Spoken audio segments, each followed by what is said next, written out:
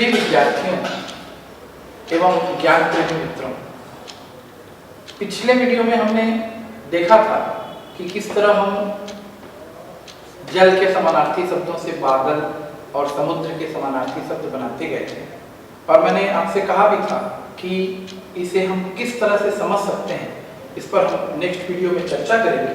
तो आज हम अपना ध्यान वहीं पर केंद्रित करते हैं कि रचना की दृष्टि से शब्दों के 3 प्रकार होते हैं। कौन कौन से 3 प्रकार होते हैं? पहला प्रकार दिया जाता है रूढ़ शब्द। तो ध्यान से समझिएगा, रूढ़ शब्द का मतलब होता है ऐसे शब्द जिनके सार्थक खंड नहीं हो सकते। खंड का मतलब जिन्हें हम अन्य किसी भी प्रकार से तोड़ेंगे तो वो शब्द फिर अर्थयुक्त नहीं रह जाएंगे, सार्थक खंड नहीं हो सकेंगे। ऐसे शब्द रूढ़ शब्द कहलाते हैं। जैसे हमने पानी पर चर्चा की थी, तो पानी अपने आप में एक रूढ़ शब्द है। पानी, यदि आप इसको और तोड़ोगे, प, धन आ, धन न, धन ई, तो फिर ये अर्थ नहीं देगा। यदि आप कमल शब्द है, इसे 3 अलग अलग अक्षरों में तोड़ना चाहेंगे, क, धन म, धन ल, तो ये फिर अर्थ नहीं देगा। तो ऐसे शब्द जिनके सार्थक खंड नहीं हो सकते, इन शब्दों को हम कहते हैं भाषा की दुनिया में रूढ़ शब्द। फिर ऐसे शब्द होते हैं जो 2 शब्दों से मिलकर बनते हैं किंतु नया अर्थ नहीं देते। वो शब्द अपना स्वतंत्र अर्थ रखते हुए आपस में मिलते हैं, और उनके मिलने से भी उसी प्रकार के अर्थ का बोध होता है। जैसे समझिएगा, हमने आराम कुर्सी शब्द को लिया। आराम का मतलब आराम और कुर्सी का मतलब कुर्सी। इन दोनों शब्दों को एक साथ मिलाने पर हमें अर्थ मिल रहा है आराम करने के लिए बनाई गई कुर्सी। ऐसी कुर्सी जिस पे हम थोड़ा सा बैठे बैठे लेट सकते हैं। तो ये दोनों शब्दों के मिलने से दोनों का अर्थ अपनी अपनी जगह है, और हमने एक नया शब्द बना लिया, आराम कुर्सी। इसे हमने कहा यौगिक शब्द। इसी प्रकार हाथ घड़ी, तो यहाँ पर हाथ का अर्थ हाथ ही है और घड़ी का अर्थ घड़ी है, और हाथ घड़ी का अर्थ हो जा रहा है हाथ में पहनी जाने वाली घड़ी। अब शब्दों की दुनिया में एक तीसरा शब्द आता है जिसे आपको बहुत ध्यान से समझना पड़ेगा, और यहीं से समानार्थी या पर्यायवाची शब्दों की कहानी शुरू होती है। इस तीसरे प्रकार के अंतर्गत जो शब्द आते हैं वो योग रूढ़ शब्द कहलाते हैं। दिमाग में इसे बहुत अच्छे से बैठाएं। तीसरा प्रकार है इस शब्दों का। कौन सा प्रकार है? योग रूढ़ शब्द। और इसका आशय होता है कि ऐसा शब्द जो 2 शब्दों से मिलकर बनता है और एक नया अर्थ देता है, भिन्न अर्थ देता है, वो योग रूढ़ शब्द कहलाएगा। जैसे हम लोग अभी देख रहे थे, कुछ ही मतलब पिछले वीडियो में हमने देखा था कि हमने एक शब्द लिया था जलधर। जल यानी पानी और धर यानी धारण। ये दोनों शब्द आपस में मिले और एक नया अर्थ मिल गया, बादल। जल और धर दोनों शब्दों के अर्थ किनारे हो गए, और जलधर कहते ही हमारे दिमाग में बादल की छवि आ गई। ऐसे ही वारिद शब्द है। वारी मतलब पानी और द यानी लेना, लेकिन वारिद कहते ही हमारे सामने एक नया शब्द आ रहा है, बादल। और ऐसी शब्दों की हम लगातार अनवरत एक श्रृंखला बनाते चलेंगे। जैसे चंद्रशेखर शब्द आपने सुना होगा। चंद्र का मतलब होता है चंद्रमा और शेखर का मतलब होता है शिखर। चंद्रमा जिसके शिखर पर है, तो ऐसे देवता का नाम आ जाएगा भगवान शिव। तो इस तरह से आपने एक बेसिक पर अपनी पकड़ बनानी शुरू की कि शब्दों को हमने 3 प्रकार में बांटा, रूढ़ शब्द, यौगिक शब्द और योग रूढ़ शब्द। और जो योग रूढ़ शब्द होते हैं, इन्हीं योग रूढ़ शब्दों के माध्यम से समानार्थी शब्दों की श्रृंखला बनती है। इन्हीं शब्दों के माध्यम से कभी कभी अनेकार्थी शब्द भी बनते हैं। तो हम इन्हें एक के बाद एक सीखते जाएंगे और हमारे भाषा ज्ञान में अनवरत रूप से वृद्धि होते जाएगी। जैसे मैं आपके सामने फिर से कुछ बता रहा हूं। हमने पिछले वीडियो में देखा था कि पानी के लिए हमने कौन कौन से समानार्थी शब्द लिए थे। जल लिया था हमने, जल का अर्थ होता है पानी, वारी का अर्थ होता है पानी,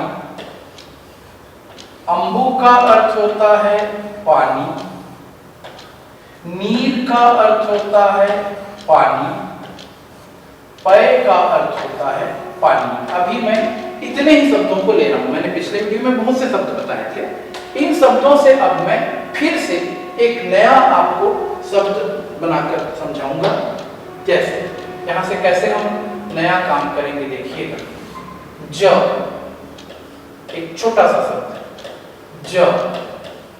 ज का अर्थ होगा जन्म लेना। अब जैसे ही ये ज शब्द हिंदी के पानी के इन समानार्थी शब्दों में जुड़ेगा, इससे अनेकार्थी शब्दों की श्रृंखला बनेगी। जल से उत्पन्न होने वाली वस्तुओं के लिए जो प्रत्यक्ष या अप्रत्यक्ष रूप से जल से संबंधित मानी गई है। जैसे हम जल में ज जोड़ेंगे तो क्या बनेगा? जलज। वारी में ज जोड़ेंगे तो क्या शब्द बनेगा? वारिज। अंबु में ज जोड़ने से शब्द बनेगा अंबुज। नीर में ज जोड़ने से शब्द बनेगा नीरज। पय धन ज, इस तरह से एक शब्द बनेगा पयोज। तो इन शब्दों का अर्थ होगा जल से उत्पन्न। तो अब जल से क्या क्या उत्पन्न होते हैं आप इन्हें समझिएगा, थोड़ा सा ध्यान दीजिएगा। तो ये सारे शब्द किन किन शब्दों के लिए जाएंगे देखिएगा। हम इनसे कैसे शब्द बनाएंगे या किन किन शब्दों के ये अनेकार्थी शब्द बनेंगे। जल से उत्पन्न होता है मोती, इसलिए जलज का अर्थ मोती, वारिज का अर्थ मोती, अंबुज का अर्थ मोती, नीरज का अर्थ मोती और पयोज का अर्थ मोती हो जाएगा। जल से ही उत्पन्न होता है कमल। तो ये कमल के समानार्थी शब्दों के रूप में बहुत ज्यादा प्रसिद्ध है। जलज का अर्थ कमल होगा, वारिज का अर्थ कमल होगा, अंबुज का भी अर्थ कमल होगा, नीरज का अर्थ कमल होगा, पयोज का भी अर्थ कमल होगा।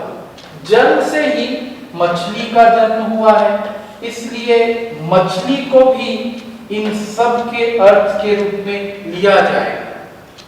जल से शंख मिलता है समुद्र से, इसलिए शंख को भी इन सब शब्दों से जोड़कर देखा जाएगा।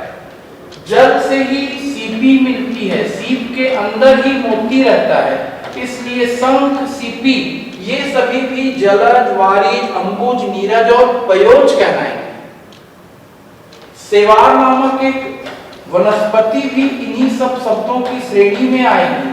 साथ ही साथ जलज, वारिज, अंबुज, नीरज, पयोज इन सब शब्दों से चंद्रमा का भी अर्थ लिया जाएगा। अब इसे ध्यान से समझिए। चंद्रमा साहित्यिक दुनिया में समुद्र से निकला, समुद्र मंथन से आया, इसलिए चंद्रमा जलज है, वारिज है, अंबुज है, नीरज है, पयोज है। और दूसरे तरीके से समझेंगे तो सूर्य अग्नि तत्व की प्रधानता से युक्त है और चंद्रमा जल तत्व की प्रधानता से युक्त, इसलिए चंद्रमा के लिए भी जलज, वारिज, अंबुज, नीरज और पयोज कहा जाता है। और कपूर को भी हिंदी साहित्य की दुनिया जलज, वारिज, अंबुज, नीरज और पयोज मानती है। यदि आप तर्क से थोड़ा सा समझने का प्रयास करेंगे तो कपूर दिखता ठोस है, पर जैसे ही हम उसे कुछ देर तक हिलाते हैं वो द्रव में बदल जाता है। तो अनेकार्थी शब्दों को यदि कोई विद्यार्थी समझेगा, याद करना चाहेगा, तो जलज से क्या क्या अर्थ निकलेगा? मोती, मुख्य रूप से जिसको दिमाग में रखिए, मोती, मछली, सीपी, शंख, चंद्रमा, कपूर और सबसे प्रसिद्ध कमल। और बिल्कुल इसी तरह से वारिज की भी यही सब अर्थ हैं। अम्बुज के भी यही शब्द अर्थ हैं, नीरज के भी यही शब्द अर्थ हैं, पयोज के भी यही शब्द अर्थ हैं। तो हमने जैसे पिछले वीडियो में जल से शुरुआत की थी, जल से हमने उसके समानार्थी शब्द देखे, जल, वारी, अम्बु, नीर, पय। पिछले लेक्चर में हमने उदक, सलिल, तोय, मेघ पुष्प जैसे शब्दों पर भी अपना ध्यान केंद्रित किया। फिर हमने जल से बादल के समानार्थी बनाए, जलद, वारिद, अम्बुद, नीरद, पयोद। जल से हमने समुद्र के समानार्थी बनाए, जल निधि, वारि निधि, अम्बु निधि, पयो निधि, तोय निधि, उदधि। बिल्कुल उसी तरह आज फिर हमारा भाषा ज्ञान बढ़ गया। जल के समानार्थियों में केवल हमने ज शब्द को जोड़ा और जलज, वारी, अम्बुज, नीरज और पयोज जैसे शब्दों का जन्म हुआ। तो इस तरह से हम देख रहे हैं कि आप हिंदी के एक रोमांचक सफर की शुरुआत कर चुके हैं और लगातार आपका शब्द ज्ञान बढ़ते जाएगा और बढ़ते ही जाएगा। आपसे फिर मुलाकात करते हैं। धन्यवाद।